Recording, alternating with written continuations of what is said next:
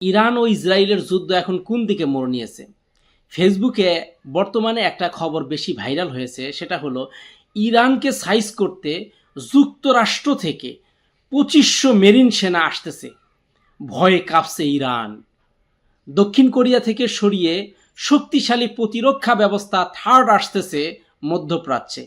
এই খবর কতটুকু সত্য? শুধু এতটুকুই নয়, সোশ্যাল মিডিয়াতে বা এই ফেসবুকে আমি আরও যেটুকু দেখেছি, ডোনাল্ড ট্রাম্প নাকি 5টি রাষ্ট্রকে বিশেষভাবে আহ্বান জানিয়েছে। বিশেষ করে তাদের মধ্যে উল্লেখ করা হয়েছে যুক্তরাজ্য, চীন, ফ্রান্স, জাপান ও দক্ষিণ কোরিয়া। এই 5টি দেশের প্রতি ডোনাল্ড ট্রাম্প আলাদাভাবে আহ্বান করেছে তাদের নৌবহর পাঠানোর জন্য। যুক্তরাজ্যের সঙ্গে সমন্বয় করে হরমুজ প্রণালী নিরাপদ রাখার উদ্যোগে অংশগ্রহণ নেবে। এখন এই লাখ টাকার প্রশ্ন, এই 5 দেশের মেরিন সেনা কখন আসতেছে মধ্যপ্রাচ্যে? কিভাবে তারা আক্রমণ করতে চাচ্ছে? আসলে কি তারা আসবে? সত্যিকারই তারা যদি আসে, অর্থাৎ এই 5টা রাষ্ট্র যদি ইরানের বিরুদ্ধে অবস্থান নেয়, তাহলে তো 1 সপ্তাহের ভিতরেই যুদ্ধ খতম, যুদ্ধ শেষ হয়ে যাবে। আসলে কি তাই? এখন আসেন আমরা একটু বিশ্লেষণ করার চেষ্টা করি।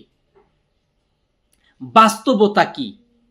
বাস্তবতা হলো, এই যে 5টি রাষ্ট্রের কথা বলা হয়েছে, বিশেষ করে আমি চীনের কথা বলবো। চীন কেন ইরানের সাথে শত্রুতা পোষণ করবে? কেন তাদের সাথে শত্রু ভাবাপন্ন সৃষ্টি করে তাদের নিজের পায়ে কুড়োল মারবে? এখন বর্তমান বিশ্বে যেই বিষয়টা সবচেয়ে বেশি সংকট, সেটা হলো তেল। আর এই চীনের এত বড় একটা সুযোগ যে ইরান তাদেরকে তেল সরবরাহ করছে। চীন যদি সত্যিকারেই আমেরিকার সাথে বন্ধুত্ব করে ইরানের সাথে শত্রুতা পোষণ করে, শত্রুভাবাপন্ন হয়ে তাদের সাথে যদি যুদ্ধ ঘোষণা করে, তাহলে তো তাদের নিজের পায়ে কুড়োল মারা হবে। তারা তো তেল বন্ধ করে দিবে। ইরান তো চীনকে আর কোনো প্রকার তেলের সহায়তা দেবে না। তখন চীন তো অনেক ক্ষতিগ্রস্ত হয়ে যাবে। সুতরাং এখান থেকে বিশ্লেষণধর্মী যেই কথাটা বের হয়ে আসে, চীন কখনোই ইরানের সাথে শত্রুতা পোষণ করবে না, বা আবার অন্যদিকে আমেরিকার সাথেও তারা শত্রুতা করবে না। অর্থাৎ দুই দেশেই তারা সুসম্পর্ক বজায় রাখতে চায়। সুতরাং তারা কখনোই এই যুদ্ধে অংশগ্রহণ করবে না বা মেরিন সৈন্য পাঠাবে না। এখন আসেন ফ্রান্সের কথা বলি। ফ্রান্সের পররাষ্ট্র মন্ত্রণালয় থেকে এক বিবৃতিতে জানা গেছে, তারা জানিয়েছে মধ্যপ্রাচ্যে নতুন করে কোনো যুদ্ধ জাহাজ পাঠানোর তারা কোনো প্রকার পরিকল্পনা গ্রহণ করেনি, বা তাদের এরকম কোনো পরিকল্পনা হাতে নেই। ফরাসি কর্তৃপক্ষ জানায় তাদের বিমান বাহিনী রণতরী বর্তমানে পূর্ব ভূমধ্য সাগরে অবস্থিত। সুতরাং ফ্রান্সও এই যুদ্ধে অংশগ্রহণ করছে না। আর থাকলো হলো জাপান। জাপান এমনই একটা দেশ যারা কখনোই বিশেষ কোনো কারণ ছাড়া কোনো যুদ্ধের দিকে ধাবিত হয় না। একবার তাদের উপরে যেই ভয়াবহ দুর্বিষহ অবস্থা হয়েছিল, তারপর থেকে তারা খুব নিরীহ জাতিতে রূপান্তর হয়েছে। তারা শুধু অগ্রগতিতে বিশ্বাস করে, তারা ধ্বংসে বিশ্বাসী নয়। তারা কখনোই এই যুদ্ধের দিকে ধাবিত হবে না, বা আমেরিকাকে সহায়তা করার জন্য তাদের মেরিন সৈন্য কখনোই পাঠাবে না।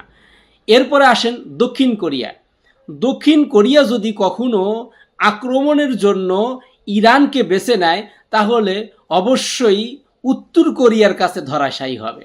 আর উত্তর কোরিয়া তো স্পষ্টভাবে জানিয়েছে যে তারা কখনোই আমেরিকাকে সহযোগিতা করবে না।